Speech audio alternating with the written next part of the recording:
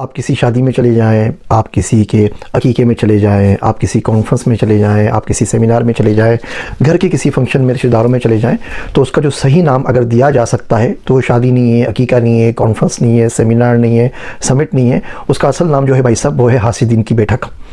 ये लोग जिनके लिए आपने इतनी मेहनत की होती है, जिनके लिए आपने इतनी लॉजिस्टिक्स पे काम किया होता है, ऑपरेशंस पे काम किया होता है, पता नहीं क्या कुछ किया होता है, ये लोग बैठ के आपस में टोलियाँ बना बना के आपकी जी भर के बुराइयाँ करते हैं। जब भी आप इसी किस्म की कोई कॉन्फ्रेंस, कोई इवेंट, कोई शादी देखेंगे तो आप देखेंगे कि लोग 2-3 टोलियों के अंदर बट गए।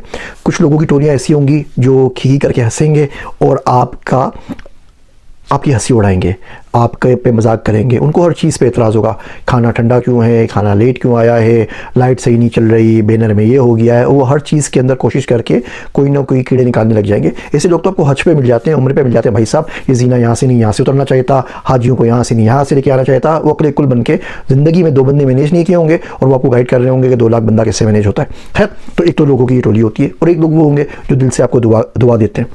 वो शायर कहता है, अजब सुलगती हुई लकड़ियां हैं रिश्तेदार, जो दूर हों तो धुआं दें, मिले तो जल जाए। तो ये इससे परेशान नहीं होना चाहिए, ये होता रहता है। महसूद होना कि लोग आपसे हसद करें, खुद अल्लाह सुब्हानहू व तआला की एक बहुत बड़ी नेमत है।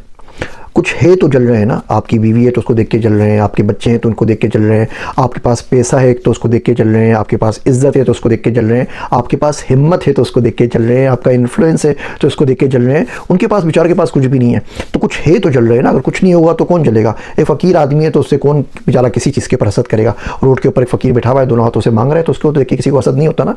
अच्छा, हसद होता अपनी फील्ड के अंदर है। आप कंप्यूटर साइंस वाले हैं तो आपको कंप्यूटर साइंस वाले से हसद होगा, आप स्पीकर हैं तो आपको स्पीकर से हसद होगा, आप मौलवी साहब हैं तो आपको मौलवी साहब से हसद होगा, आप रियल एस्टेट डेवलपर हैं तो रियल एस्टेट डेवलपर से हसद होगा, आप कॉन्फ्रेंस करवाते हैं तो किसी और कॉन्फ्रेंस करवाने वाले से आपको हसद होगा। ये होता रहता है, इसमें परेशान नहीं होना चाहिए। कुछ चीज़ें आपसे अर्ज करता हूँ कि इस किस्म की गैदरिंग से आप फ़ायदा कैसे उठा सकते हैं। पहली बात तो ये नॉर्मल चीज़ है, आप दिल लगा के मेहनत करके अल्लाह के लिए कोई काम करते हैं और लोग आके आपकी बुराइयाँ करते हैं, उनको करते रहना देना चाहिए। ये आपका लिटमस टेस्ट है। अगर ये तमाम काम आपने लोगों की वाह के लिए, लोगों की शाबाशी के लिए, लाइक्स के लिए, कमेंट्स के लिए, तालियां बजाने के लिए किए तो यकीन कीजिए आपका दिल बहुत बुरी तरीके से टूट जाएगा और ये ज़िंदगी भर again and again and again and again टूटता रहेगा। लेकिन अगर ये तमाम काम आपने अल्लाह सुब्हानहू व तआला के लिए किए हैं, आपने इसलिए किए हैं 6-2-4 लोग आपस में मिलकर कोई कारोबार कर लें, कोई ज़िंदगी किसी की अच्छा हो जाए, आपका मतबा नज़र ये है कि आप नफ़ा बख्श बने लोगों के लिए, अल्लाह की मखलूक के लिए, जनरल पब्लिक के लिए, तो आपका बदला कहीं और से आएगा। ये जितने हसद करने इनको करने दीजिए, आपका काम कहीं और से होता रहेगा और ज़िंदगी भर आप देखेंगे कि आप आगे से आगे से आगे से आगे चले जाते रहेंगे।